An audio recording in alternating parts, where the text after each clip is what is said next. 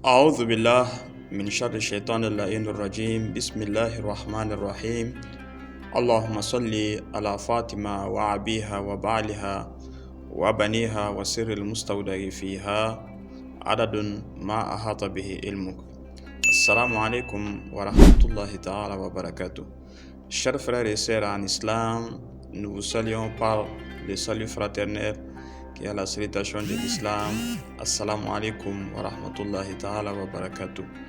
Comme vous le savez, nous sommes dans le mois de naissance de la femme la plus prestigieuse du monde qui est Sayyidah Fatima Zahra alayha salam.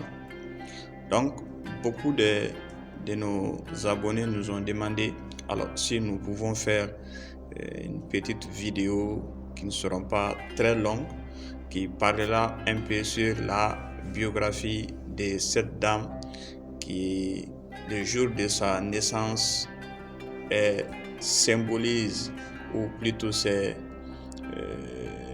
on peut même considérer le jour de sa naissance comme une journée internationale pour les femmes musulmanes. Parce que Fatima alayha salam était une femme exemplaire en islam, une personnalité, voire même une icône que les femmes musulmanes doivent s'inspirer à travers tout ce qu'il a vécu. Donc pour cela, Inch'Allah, s'il plaît à Dieu, nous allons essayer d'énumérer un peu, même si ça ne sera pas très long, mais en langue française, Inch'Allah, pour que ceux qui ne comprennent pas le Bambara aussi puissent savoir quelque chose sur cette dame merveilleuse que Allah subhanahu wa ta'ala a parlé d'elle dans le Saint-Coran et le prophète aussi dans plusieurs hadiths en disant que Fatima est une partie de moi.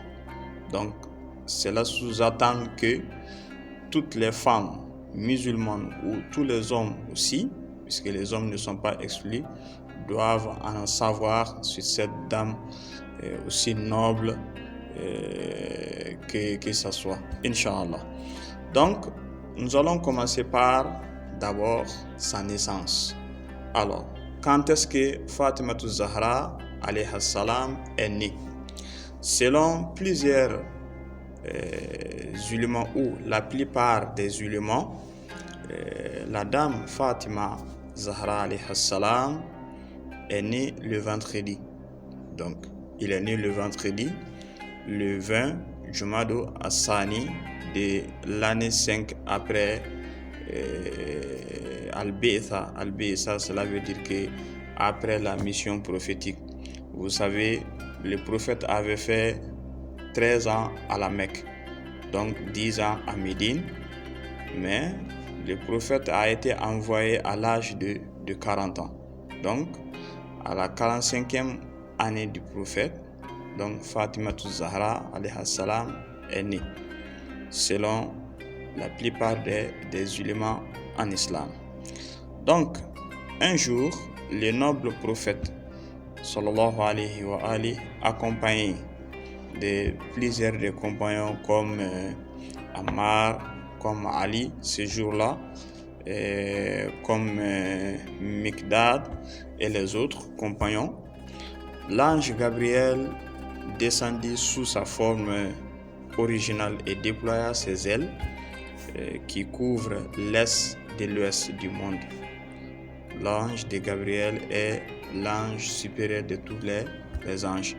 Donc, Gabriel disait au prophète, que la paix soit salue sur lui et sa sainte famille: Ô Muhammad, le très élevé, le très haut te passe la paix et t'ordonne de te séparer de Khadija pendant 40 jours.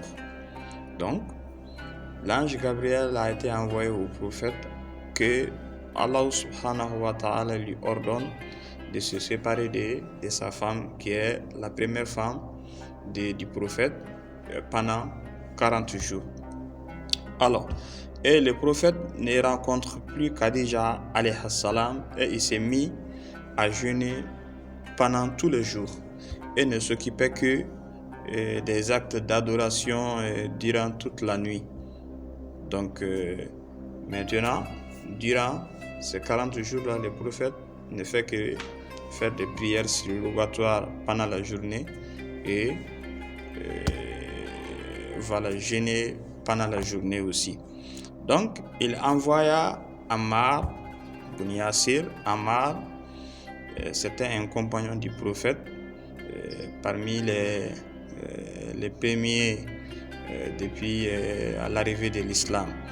Donc, le prophète a envoyé Ammar chez Sayyidah Khadija pour lui dire oh Khadija, le fait que je ne viens pas chez toi n'est pas dû à une haine quelconque ou parce que je suis hostile envers toi. Donc, il lui a expliqué, il lui a envoyé un message. Mais mon Seigneur m'a ordonné, certes, chaque jour, et Dieu et les anges sont fiers de toi. Donc, reste à la maison et je resterai chez Fatima bint Asad jusqu'à la fin de l'ordre divin. Donc, selon la narration, le prophète était chez Fatima bint Asad. Fatima bint Asad était la maman ou la mère de Imam Ali alayhi salam. Donc, la mère de Fatima Zahra, qui est Khadija, pleurait à chaque fois par jour et de l'éloignement du prophète, que la paix soit sur lui et sa sainte famille. Donc, après 40 jours, l'ange Gabriel descendit et dit au prophète Muhammad sallallahu alayhi wa alihi: ô Muhammad, les très élevés et les très hauts te passent les saluts de paix et t'ordonnent de te préparer à son présent et son cadeau. Donc, lorsque les 40 jours qui a été promis, comme vous le savez, c'est pas anodin, les chiffres 40 que Allah subhanahu wa ta'ala demande au prophète. Donc, ça n'a pas commencé au prophète. Même Moussa, alayhi salam, lorsque Dieu lui avait invité au mont Sinaï, et pendant 30 jours, il va se séparer de ses Oummas. Donc, il lui avait promis 30 jours et Allah subhanahu wa ta'ala a dit qu'il ajouterait 10 jours pour compléter à 40. Donc, 40 est un chiffre, en numérologie, c'est un chiffre de porte-bonheur. Il y a même un hadith qui dit que le prophète disait: celui qui arrive à avoir la chance lorsqu'il meurt, il arrive qu'on essaie de regrouper 40 personnes pour faire la lecture du Coran au défunt, qu'il y aura une récompense. Donc, puis l'ange Michael descendit et mit devant lui un plateau qui fut couvert par une serviette en soie légère du paradis. Donc, et l'ange Michael dit: ton Seigneur dit ce soir, rompe le jeûne par ce repas. Et ce repas venait pendant 40 jours, le repas venait du paradis pour la rupture du jeûne du prophète. Donc, d'après Imam Ali alayhi salam, au moment de la rupture du jeûne, le prophète m'ordonnait toujours d'ouvrir la porte afin que tout celui qui veut entrer et manger le repas avec le prophète puisse venir. Ça, c'était un des morales du prophète. En fait, s'il avait de nourriture, il aimerait partager avec tout le monde. Voilà, donc Imam Ali disait que lorsque les repas venaient, donc le prophète demandait à moi, c'est-à-dire Ali, d'ouvrir la porte pour que les gens qui sont dans les besoins, les nécessités puissent venir, qu'ils mangent ensemble. Donc, mais après avoir reçu les messages de Dieu, il m'ordonna de ne pas permettre à personne d'entrer, puisque car c'est un repas interdit aux autres. C'était un repas spécial pour un fin spécial. Voilà. Donc, dans les plateaux de repas, il y avait des fruits du paradis, une grappe de dattes et des raisins et un peu d'eau paradisiaque. Donc, il mangea des fruits et de l'eau. L'ange Gabriel versa de l'eau d'un vase du paradis sur ses mains bénies. Michael les lava et Asrafil les essuya avec une serviette paradisiaque. Alors, le reste des nourritures et les récipients sont montés au ciel. Le prophète se leva pour faire la prière surrogatoire, mais l'ange Gabriel, lui dit: ce n'est pas pour le moment de la prière au prophète. Tu dois aller chez Khadija ce soir. Et ce soir, Dieu veut créer un enfant béni de ta génération qui est Sayyida Fatima alayhi salam. C'est pour cela que parmi les 9 noms ou les 110 noms de Sayyida Fatima alayhi salam, il y a un nom qu'on appelle Al-Insiya. Insiya Hawra. Hawra, cela veut dire que celui qui n'est la composition même de Fatima est origine du paradis. Voilà. Donc, le prophète il se dirigea vers la maison et Khadija raconte: je m'habituais à la solitude. Donc, Khadija disait au prophète: je m'habituais à la solitude dans la nuit. Je fermais la porte, j'accrochais les rideaux, j'accomplissais aussi la prière.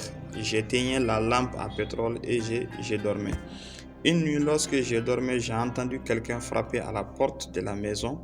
J'ai demandé qui est-ce. Personne ne méritait de frapper à cette porte que Muhammad. Donc, le prophète avait répondu à Khadija: ouvre la porte, c'est moi, Muhammad. Et quand j'attendis sa voix exaltante, je me levai et ouvris la porte à partir de ce soir et j'ai senti la lumière de Fatima Zahra alayhi salam en moi. Donc, ça c'était le début d'histoire de Fatima et sa maman. Donc, maintenant, au fur et à mesure, il y a un autre hadith authentique chez les Ahlul Bayt qui raconte un peu comment s'est passée la grossesse de Khadija alayhi salam.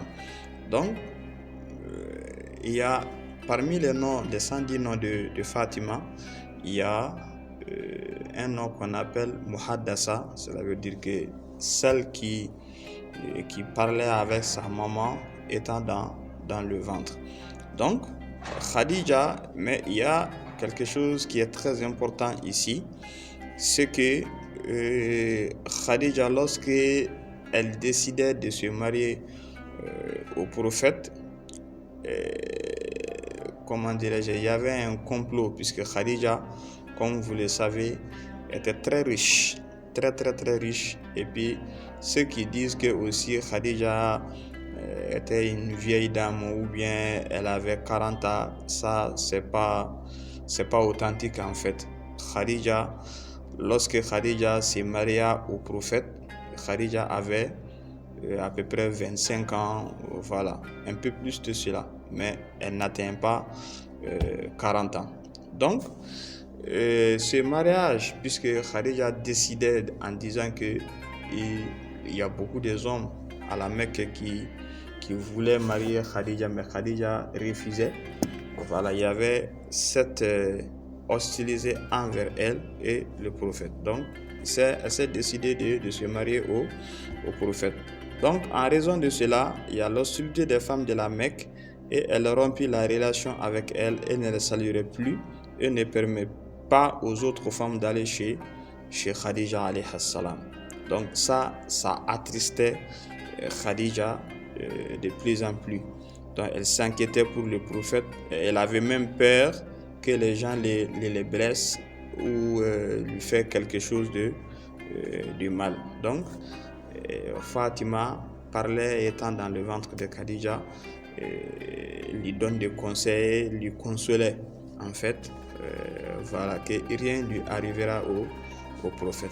Donc ça c'était une première partie, Inch'Allah. Vous aurez le reste dans la deuxième partie.